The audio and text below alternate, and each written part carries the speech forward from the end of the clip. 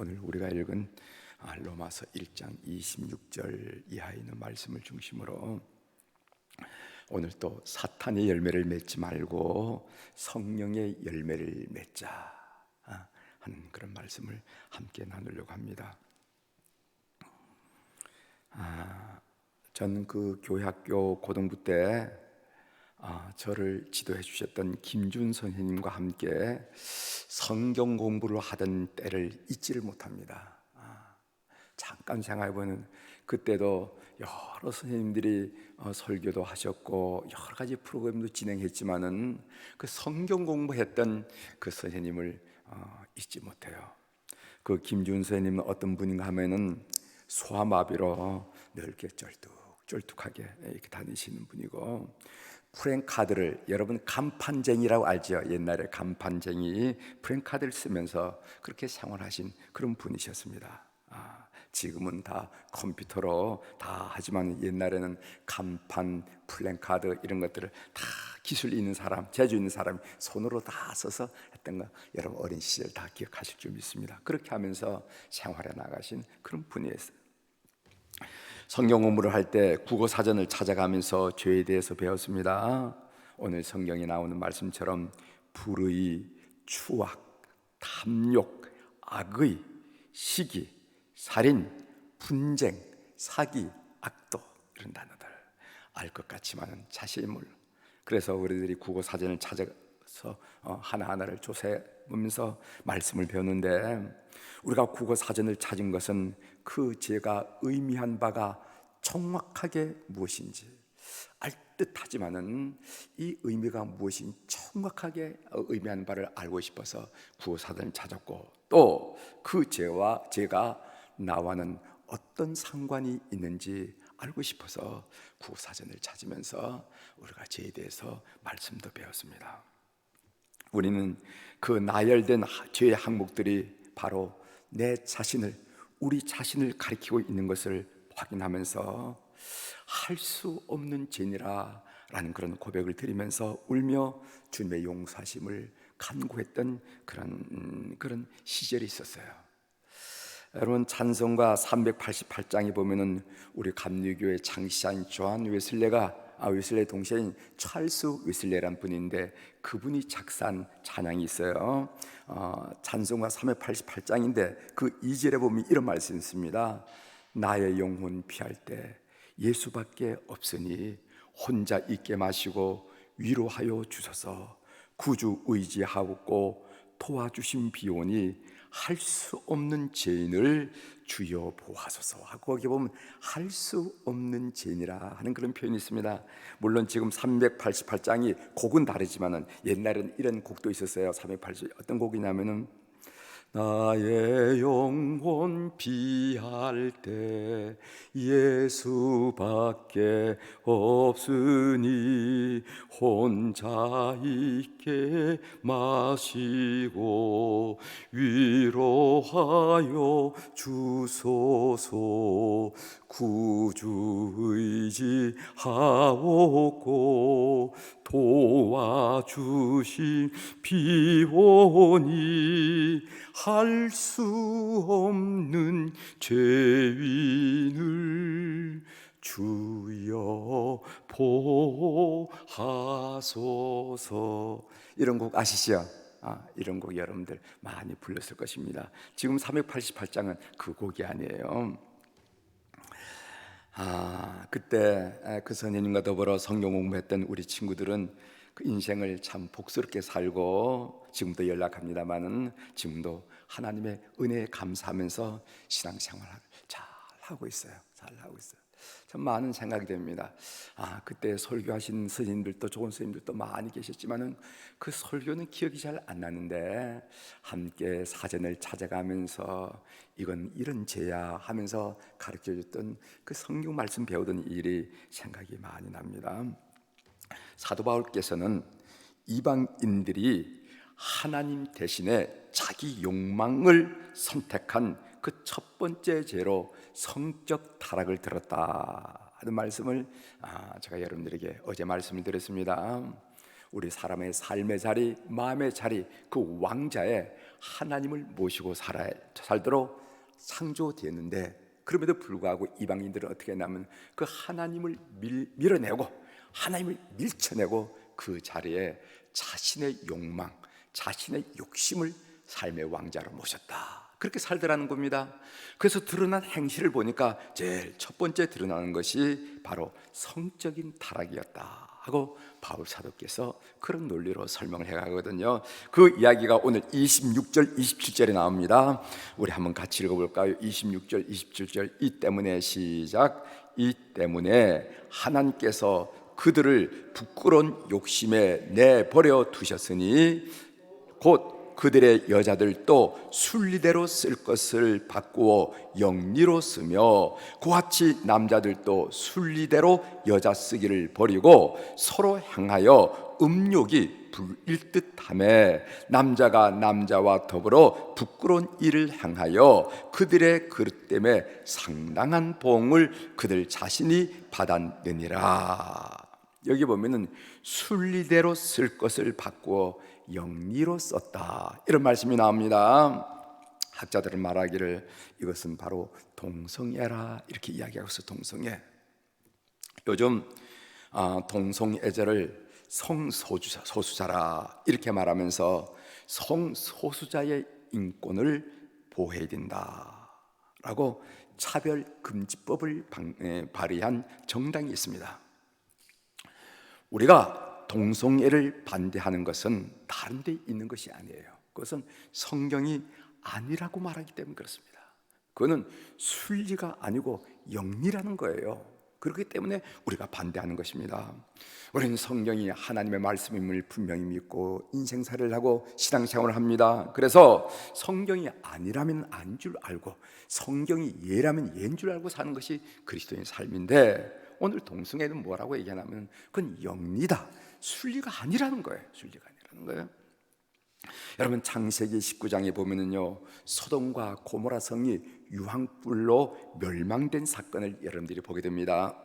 그런데 그 소돔과 고모라 성의 핵심적인 범죄로 나오는 거예요. 핵심적인 범죄가 우리가 저들과 상관하리라 하는 말인데, 그 상관이라는 것은 무엇을 말하면 동성애를 의미하는 동성애를. 그래서 영어로 소도마이트 이렇게 하면 동성애자 이렇게 번역을 해놨습니다. 여러분 검색해 보시면 금방 알 수가 있어요. 소돔에 와서 아주 타락한 것 중에 타락이 뭐냐면 이 동성애 타락이라는 겁니다. 왜 우리가 살고 있는 이 삼천리 금수방산, 순교의 피가 흐르고 골고루의 기도가 있는 이 땅을 왜 동성애로 만들어야 되냐 말이죠. 그건 아니지 않느냐. 이렇게 해서 우리가 특별히 개신교 주류가 이 일을 반대한다는 것을 여러분이 아시고 기도해 주시길 바랍니다. 본문 로마서 1장 29절부터 32절에는요, 이방인들이 마음에 하나님을 두기를 싫어하며 타락의 열매를 맺었는데, 그 타락의 열매가 이런 열매를 맺었다 하고 얘기하는데 두 종류입니다. 하나는 인격적 타락의 열매, 또 다른 하나는 사회적 타락의 열매예요. 인격적 타락의 열매가 뭐냐면은 불의, 추악, 탐욕, 악의, 사기, 살인, 분쟁, 시기, 악독, 이것은 한 인격에서 나오는 타락의 모습입니다. 그리고 사회적 타락의 열매가 있는데 이것은 너와 나 사이, 우리 공동체에서 일어난 일이에요. 수군거림, 그 다음에 비방, 능욕, 교만, 자랑, 악을 도모하고 부모를 거역하고 우매, 배약은 약속을 어긴다는 거죠. 무정, 정이 없다는 겁니다. 사랑, 무자비, 자비가 없다는 겁니다. 이런 것들이 너와 나 사이에 이러한 타락이 일어나더라 이렇게 얘기합니다. 중요한 사실이 뭐냐면은 바울 사도께서 가르치는 건 뭐냐면 이와 같은 인간의 타락, 인격적 타락, 그리고 사회적 타락이 출발이 어디가 되느냐? 그것은 마음에 하나님 두기를 싫어하는 데부터 일어난다는 거예요. 사람이 하나님 마음에 하나님 두기를 싫어하니까 이런 현상이 일어난다 하고 바울 사도께서 진지하게 성찰하고 진단하는 것을 우리가 보게 됩니다. 즉 불신앙이 이런 타락의 근본 원인이라는 겁니다. 그렇습니다. 삶에 있어서 가장 중요한 것은 뭐냐면은 하나님과의 관계예요. 꼭 믿는 여러분들이 되기를 주의 이름으로 축원합니다. 당신의 삶에 있어서 가장 중요한 게 뭡니까? 여러분 자식들에게 가르쳐야 할 가장 중요한 게 뭡니까? 그것은 하나님과의 관계입니다.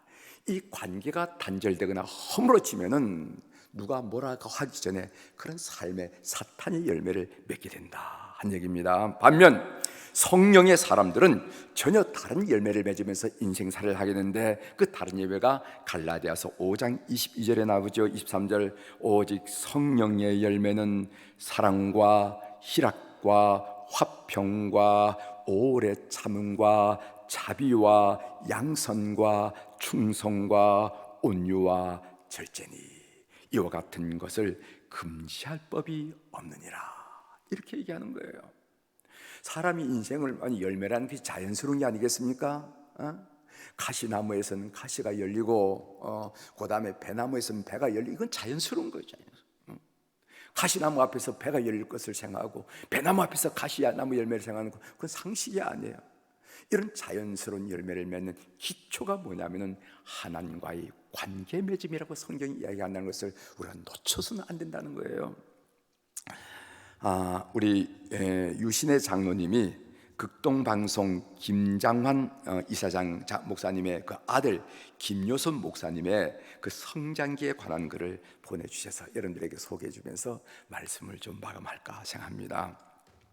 이 김정한 목사님의 부인은 여러분이 잘 알다시피 미국인이죠, 그렇죠? 미국입니다. 그 부인이 미국인이에요. 이 김요셉은 태어나서 초등학교 3학년 때까지 한국 학교를 다녔습니다.